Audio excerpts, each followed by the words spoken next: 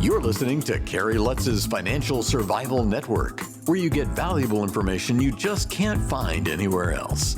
To thrive in today's trying times, you need the Financial Survival Network, now more than ever. Go to financialsurvivalnetwork.com and get your free newsletter and gift. Financial Survival Network, now more than ever.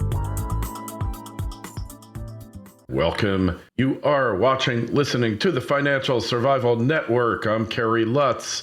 Well, been telling you for 11 years now that it was going to come down to this. Didn't know exactly how it was going to shake out, but from listening to people like the person you're about to hear from, I'm talking about David Morgan of themorganreport.com, it helped me form a vision.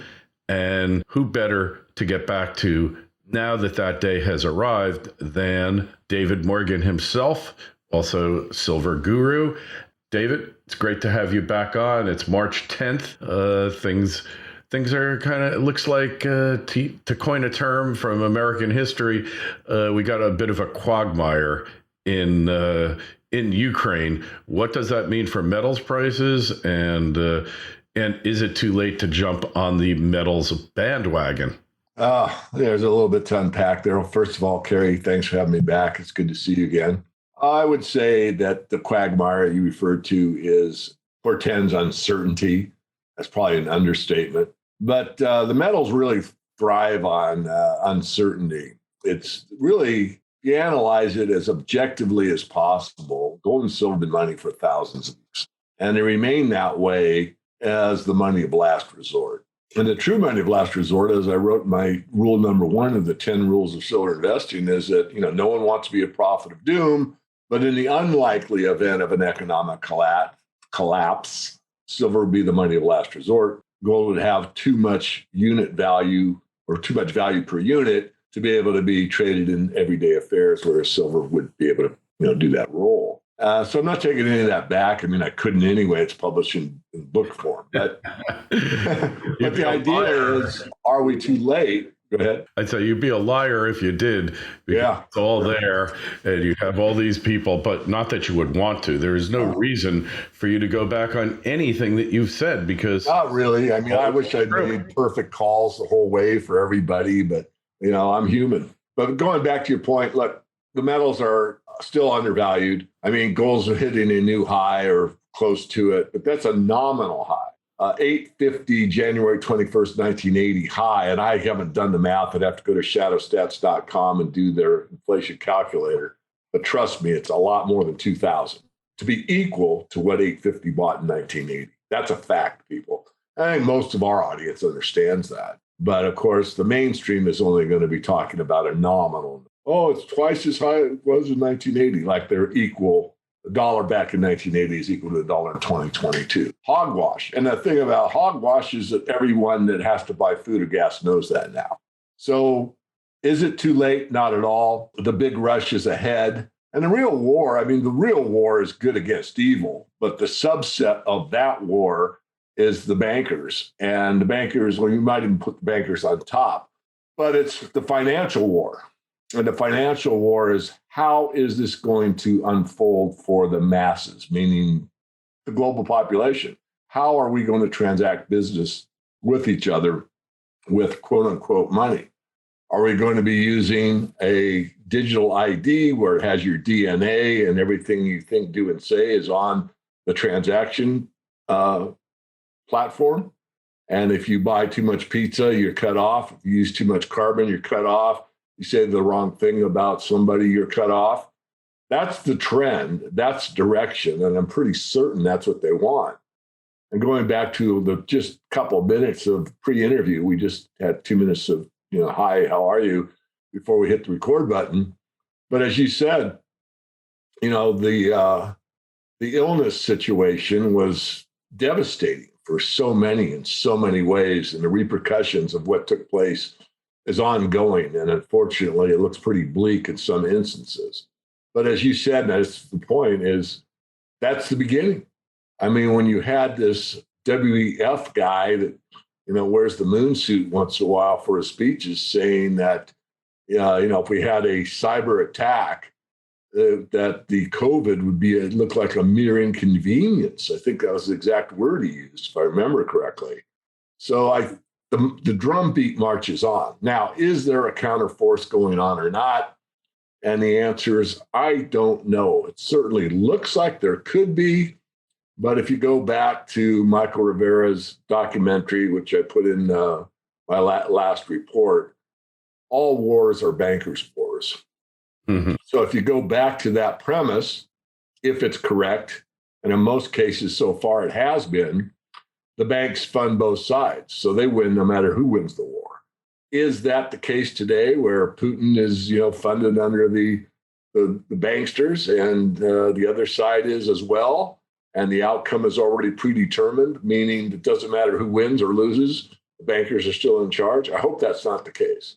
I'd like to believe that there is some real pushback to the deep state and that it's taking place in the financial markets and the people have a way out. I know probability-wise, that's not a real high probability. So back to metals. The only way out, well, I would say the only way, the most efficient way out is precious metals. Why? It is decentralized finance, more so than any crypto. And I own crypto. I'm not against crypto. But if there was an EMP attack or a cyber attack or some kind of communications breakdown, or you're on an exchange and you're Russian, you could have your wallet blocked or you wouldn't be able to transact in the case of an EMP. So gold and silver are like old school. I mean, you put a coin in your hand, you put a bar in your hand, put a wafer in your hand, you cut off part of your necklace, you give 2 rings and a bracelet. I mean, it's not very complicated. It's Stone Age transactions with precious metals that, as I said, have been going on for thousands of years. So that is really, as I said earlier, your money of last resort. So probably beat that one down, but let me say it one more time, Carrie. It's not too late, not to where this system is going to be going over the next weeks and months. And I don't think we're going to say years because I don't think we've got that much longer before something monumental happens in the financial system. And then we'll find out what the real reset looks like and if it works or not. There's a lot of arrogance at the top. And I'm not so sure. It's sort of one of those Y2K moments. I mean, I was not a fraidy cat, but I studied it pretty hard. I thought we'd get through it, but I wasn't certain. And I have actually more anxiety now than I did on the Y2K premise that, when the bankers decide we're going all digital and you've got to turn in your cryptos or your cryptos get exchanged for central bank digital currencies or whatever happens. I don't know.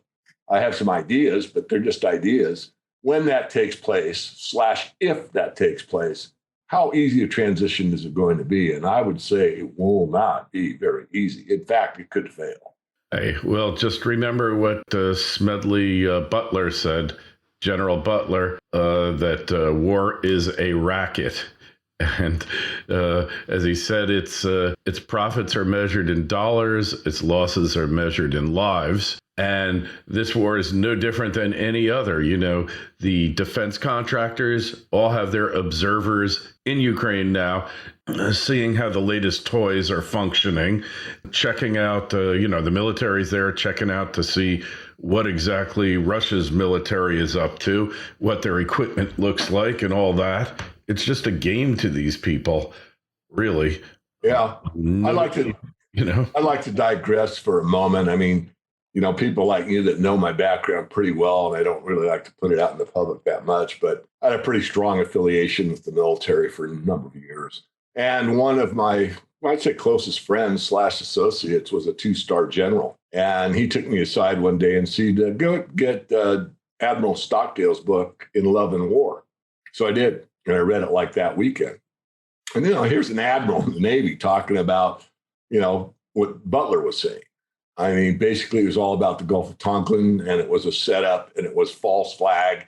And it's an admiral. I mean, these are men I admire because even with their rank, they're not afraid to tell the truth to power. Now, what happened, I don't know if he had any repercussions for doing that book or not, but it was a pretty big wake-up call for me because I am not an expert on geopolitics. In fact, I'm not sure anyone that is, but David Smith that works with me is far better at knowing the history of warfare than I am. I don't like it, but he does. He knows, I don't want to say he likes war, but he likes to study it. So he knows battles and, how the tides were shifted and all that. So I don't want to digress too far, but really we're looking at what can we do individually. The answer is precious metals is definitely part of the answer. Food's probably more important than metal.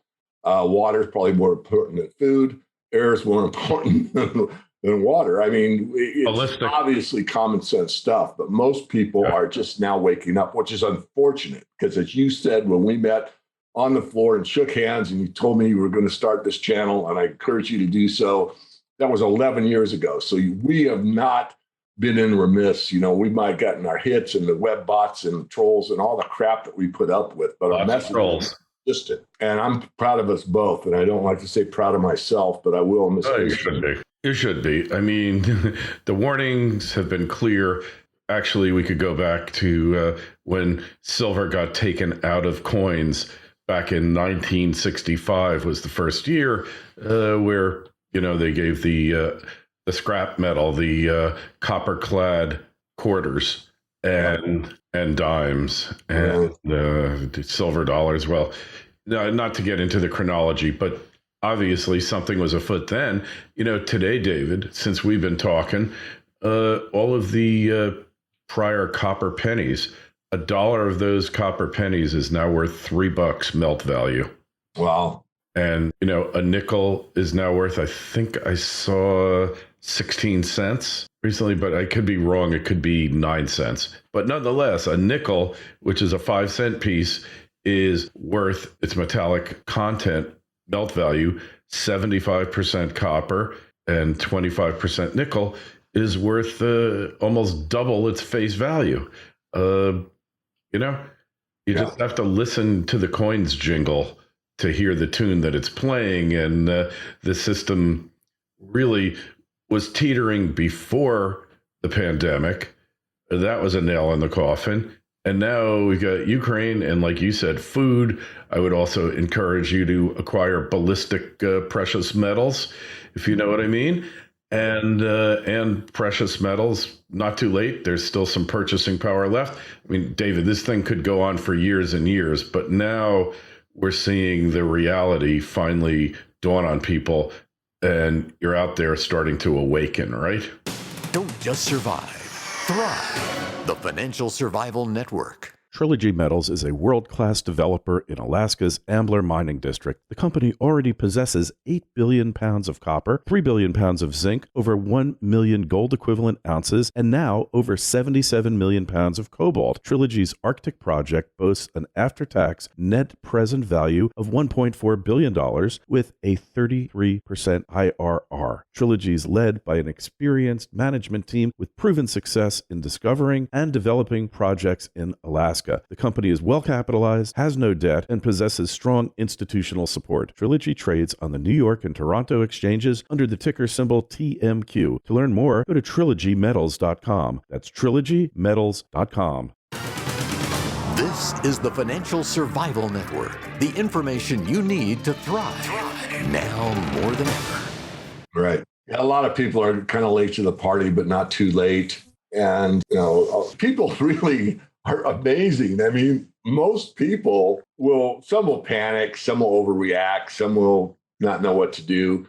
But a good majority, when the tough gets going, or when the times are tough, the tough get going, meaning that a lot of people will suck it up and do some incredible things and building communities again. And, it's going to be, it's at so many levels. As I said, it's good and evil. It's the war drums. It's the financial system. It's the food supply. It's so many things.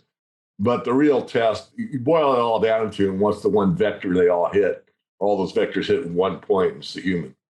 And the human has got to make, with free will, which I believe exists, a decision, a choice. And are they going to make every choice 100% correct? Nope. You're going to make some wrong ones, but you're going to learn from them. You're going to find out how to build community, skill sets that you might know now that you become very adept at, and on it goes. So it is spiritual warfare. It's an info warfare. It's a monetary warfare, and it's an ideology warfare. Are you going to be control? Are you going to be sovereign of your own self?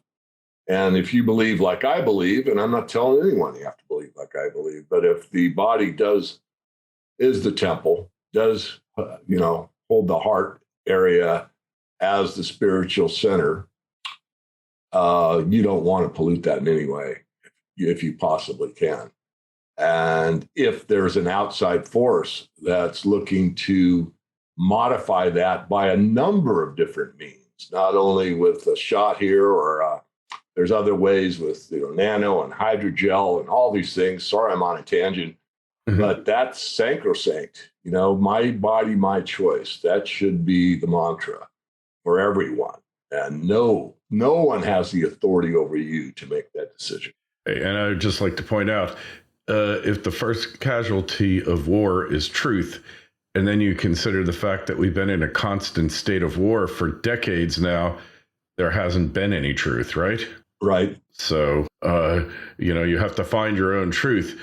But after today's CPI report, inflation, they admit to it running at close to 8%, but we both know it's running substantially higher than that. And you just have to go to the gas pump to realize that truth.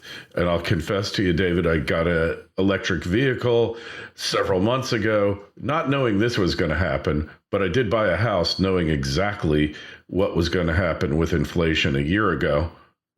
I was desperate to buy a house because I knew, A, I would probably be priced out, or I'd have to settle for something less than I really wanted. And B, the housing prices, especially here in Florida, had to go bananas. And they've done so all over the country. Yeah. So it's just proof that you can take steps to protect yourself, your family, your wealth. Hey, we're not trying to be dire. I mean, I was in a panic back in 08 and 09, David. I really thought it was the end of the world as we knew it. And what I learned when the pandemic started was not to make the same mistake twice. Right. Yeah, I'll just add on to that a bit. I mean, it's the whole idea of having real money. There's a correct amount. Now, in an all-out economic collapse, as I just discussed, you probably want to be all in gold, silver, land, food, those kind of things, and have nothing in the bank. But that's kind of after the fact. If you have a percentage, say 10%, and everything goes to hits the fan, then that amount will be equal to or greater than all the other losses. So that was proven in 1980 very, very much. The problem with having too much, if there is such a thing, depends on the person, of course, is they stress about it because, I put all this money into the metals and look at what Tesla stock did. Look what the S&P 500 is doing. Look at what would have happened in a municipal bond fund. So I'm not saying take anything away from any of those. I'm saying just have a hedge, just like having extra food. I mean, do you need extra food for the next, century? No, probably not. You need enough food for 6 months? Yeah, I would say 6 years. That might be extreme. I don't know. But if it's 6 years, forget it. Everybody, they have to make up their own mind. But that's my point.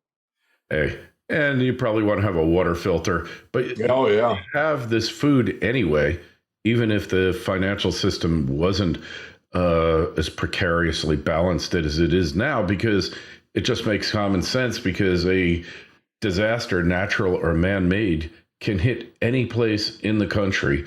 Places like Florida, California, maybe are a little bit more preppered than other parts of the country.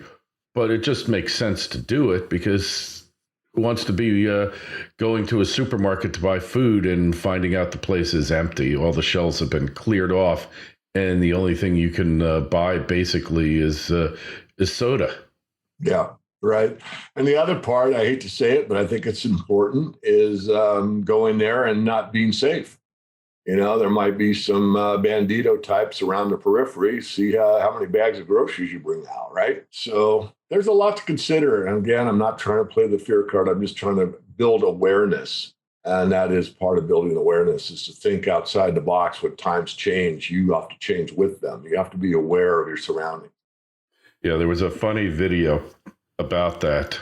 I can't remember when it was, if it started pandemic, but basically this guy is saying, I went to Kroger today And the lines were around the block, but people were so nice. They just gave me food. They gave me eggs. They gave me chicken, steak.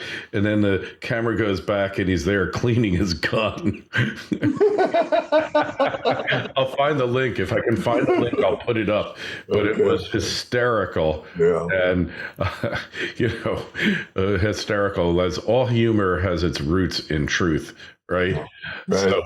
So mining stocks, though, we still should be looking at them because... Oh, absolutely. I mean, it's an old saw, and, people that are not fond of me will, troll you. But I think we'll get to a point where it's really hard to get the metal, or it's cumbersome, or there's a delay, or there's some uncertainty. You call up, hey, I want to put, 50 grand in silver. And one of the best known dealers in the country says that's fine, but it's a 6-week wait.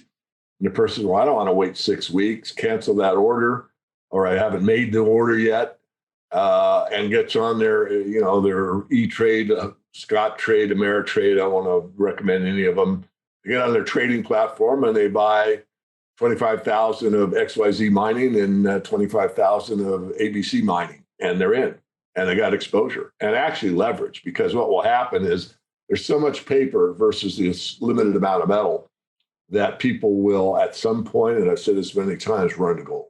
They will run to gold, which means anything gold stocks, gold ETFs, gold 2-to-1 leverage ETFs, options, jewelry, pawn shops, you name it. And there's no fever like gold fever. And it's never had a monetary collapse that was a worldwide phenomenon where the US dollar becomes questionable. And when that takes place, and it's taking place as we speak it, arguably, yeah, there will be a run. It'll be a walk, and then a fast walk, and then a trot, and then a jog, and then it'll be an all-out sprint.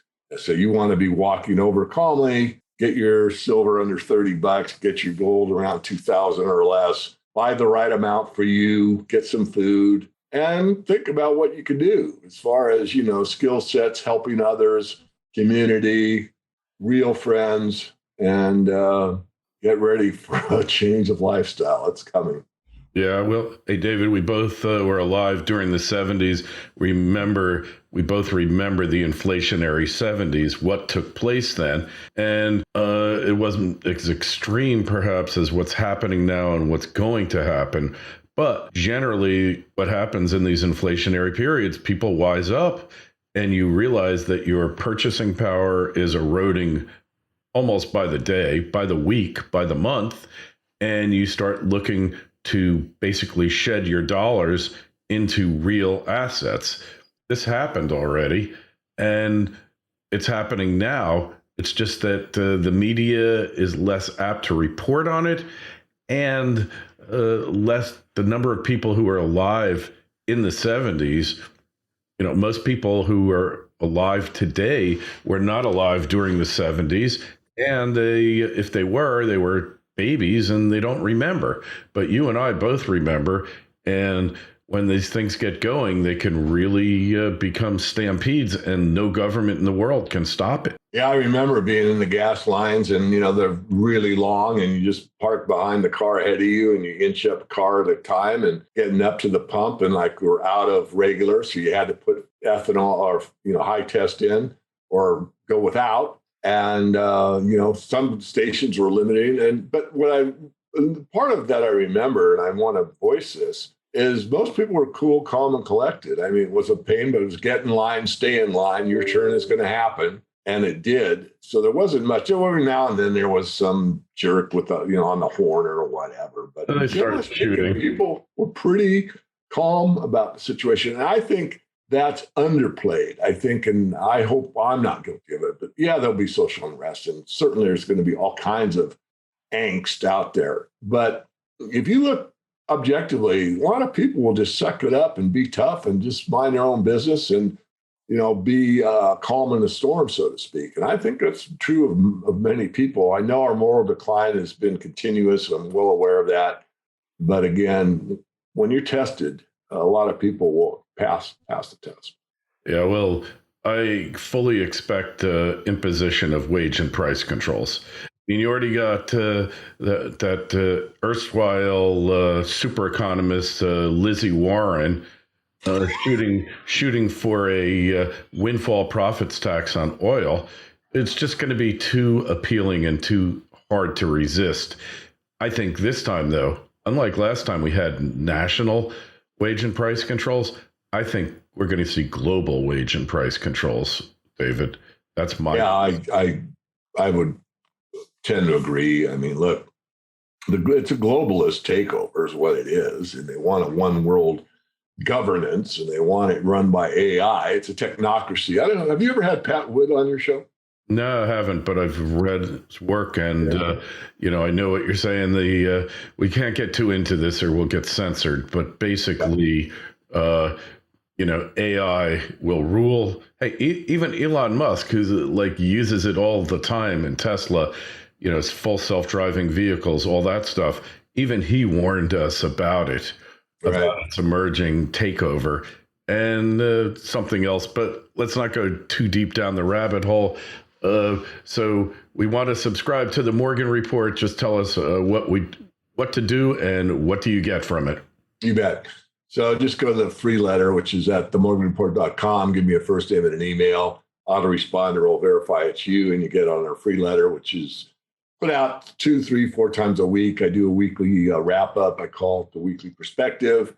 So all that's for free. Lots of stuff on the blog for free. If you were interested in leveraging your metals investments after you have some coins and bars, go to the subscribe button, and it's outlined what you get in the Morgan Report. And there's 2 services. There's the premium service and a mastermind service. That mastermind is geared for high net worth AIs, accredited investors, and fund managers. All right. Excellent. And there's a link to it in the show notes to this interview on financialsurvivalnetwork.com. Make sure you sign up for your free newsletter.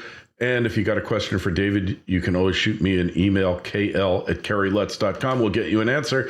David, always a pleasure. Thanks so much for stopping by today. My pleasure, Kerry. Thank you. Thanks for listening to Kerry Lutz's Financial Survival Network, your solution to today's trying times. For the latest, go to financialsurvivalnetwork.com. Financial Survival Network, now more than ever.